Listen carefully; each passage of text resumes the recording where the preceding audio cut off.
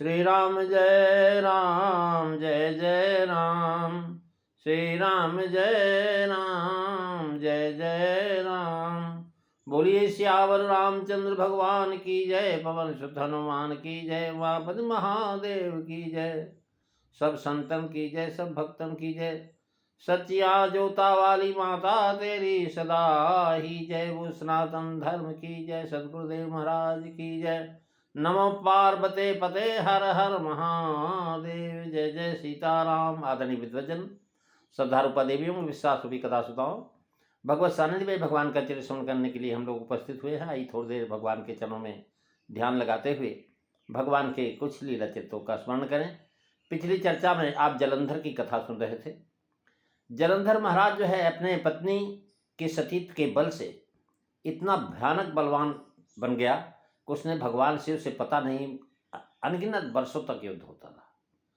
लेकिन जब भगवान ने उनकी मदद किया, भगवान शिव की, और उन्होंने महाराज जो है छल के साथ जो जलंधर की पत्नी बिंदा थी उसके सतीत्व को नष्ट किया।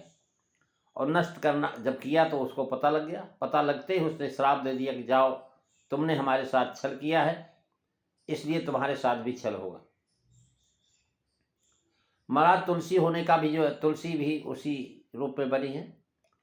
और जो है कह रहे हैं कि उसी का श्राप जो है स्वीकार करके भगवान जो है एक बार जो है मनुष्य का शरीर धारण किए थे। तुलसीदास जी लिख रहे हैं कि भगवान शिव बताते कि पार्वती उसके श्राप को स्वीकार कर लिया भगवान ने।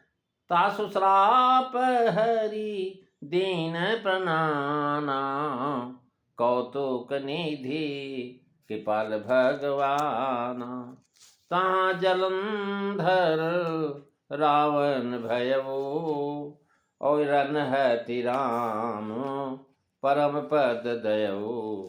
मंगल भवनु अमंगल हारी, द्रवऊ सुदशरथो अजीर बिहारी।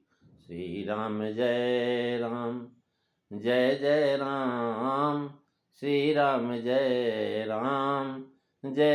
राम। महाराज कह रहे हैं कि हरि ने उसके साप को आदर किया, और कौतुक से निधान है भगवान, कृपालु हैं। अगर चाहते तो साप को स्वीकार नहीं करते, साप के बदले उसको भी श्राप दे देते, और दिया भी। महाराज जलंधर की कथा में कार्तिक महात्म्य में आती है कि भगवान ने भी श्राप दिया था कि अगर मैं पत्थर हो जाऊं तो तू जो है महाराज लकड़ी बन जा। लेकिन यहाँ महाराज उसने कहा कि देखो महाराज, आपने हमारे साथ छल किया है, ऐसे ही तुम्हारी पत्नी का भी हरण होगा, छल करके जाएगा। और जो महाराज उस कल्प में जलंधर रावण हुआ। श्री राम जी ने उसे महाराज संग्राम में मार करके परम पद दिया। तास साप हरि दीन प्रबाना, भगवान के स्मरण से तो लोगों के साप मिट जाते हैं।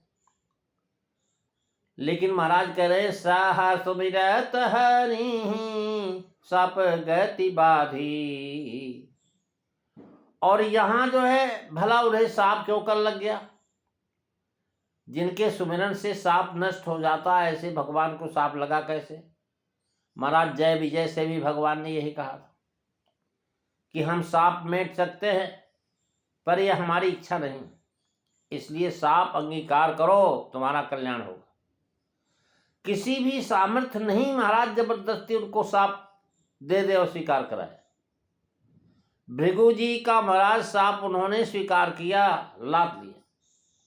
तब भृगु जी ने यह विचार किया कि साप के अंगीकार न किए जाने से हमारा जो है ऋषित्व नष्ट हो जाएगा। उन्होंने महाराज उग्र तप किया, और भगवान के प्रसन्न होने पर उन्होंने यही वर मांगा कि हमारा साप आप अंगीकार करें। नारद मुनि प्रकरण में भी महाराज यही बात झलकती है। नारद मुनि ने जब चाहा कि हमारा साप असत्य हो जाए, तो भगवान ने कहा भाई नहीं हो सकता। क्यों? नारद जी ने कहा महाराज मिसा हो मम साप के पाला। तो भगवान ने कहा नहीं, मम इच्छा कह दीन दयाल। भगवान ने कहा नहीं, हमारी इच्छा है, हम उसको सत्य करेंगे जो तुमने श्राप दिया। महात्मा की बात को झूठी हम कैसे करने देंगे? अतएव यहां भी सतीत्व की मर्यादा की प्रतिष्ठा की रक्षा करने के लिए भगवान ने महाराज जो है बिंदा के सांप के स्वीकार कर लिया। भाव यह कि जिनके स्मरण से सांप दूर हो जाता है, जो सांप के हरने वाले हैं, उन्होंने सांप को आदर मान दिया। भगवान महाराज अपनी इच्छा से सांप ग्रहण करते हुए न चाहें तो उन्हें सांप नहीं लग सकता। यही बात आगे कहते हैं। कौतुक निधि कृपाल भगवान।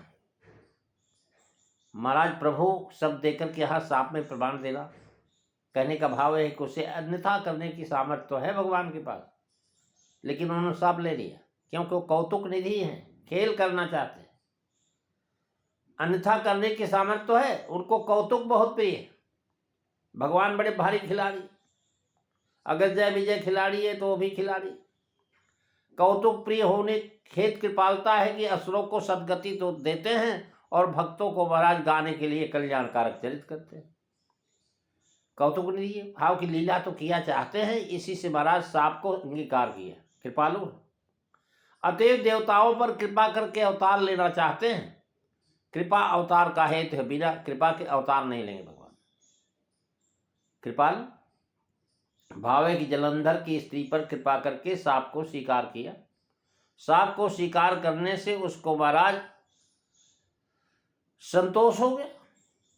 भगवान अर्थात खड़ेश्वर संपन्न है। जलंधर रावण होकर के धर्म, यश, श्री, ज्ञान, वैराग, ऐश्वर्य का नाश करेगा, तब भगवान अवतार लेकर के रक्षा करेंगे।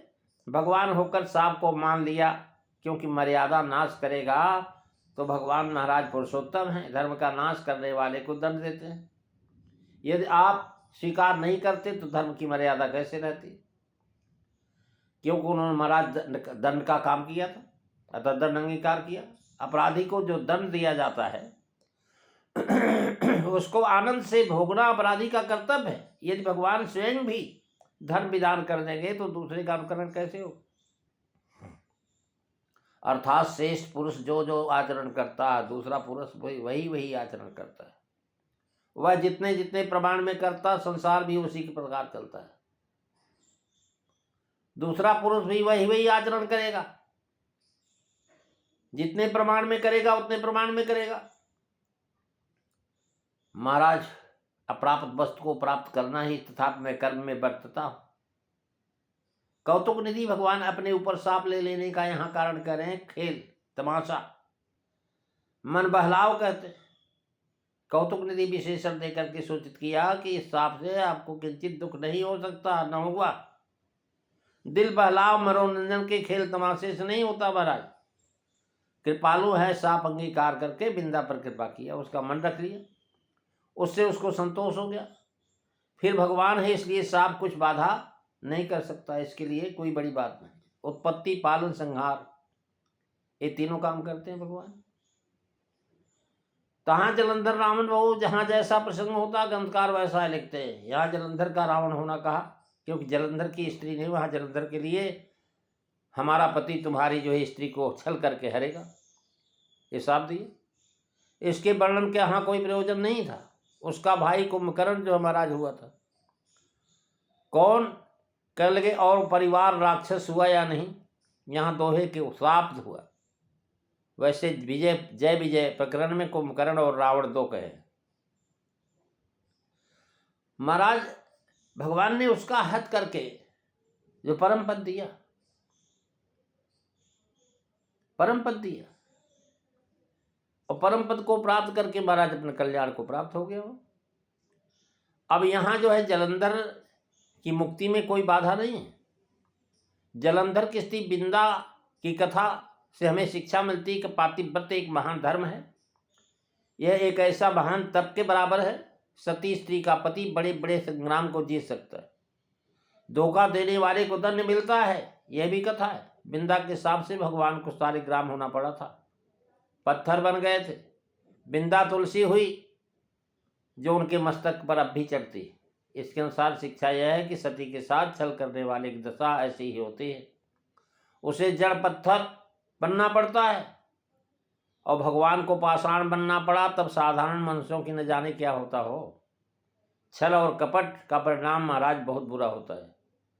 इसलिए सज्जन वही है जो अपनी हानि करके भी दूसरों को लाभ पहुंचाए। महाराज, श्राप और वरदान तीनों दोनों तब से होते हैं। प्रेमी सज्जनों, अगली चर्चा आप अगले दिन सुनेंगे। आज बस इतना ही। दोहा नंबर 124 की 1, 2, 3 चौपाई आपने श्रवण किया है। कल हम तीसरी चौथी चौपाई पर विचार करेंगे। बोलिए सियावर रामचंद्र भगवान की जय। जय सीताराम। सभी को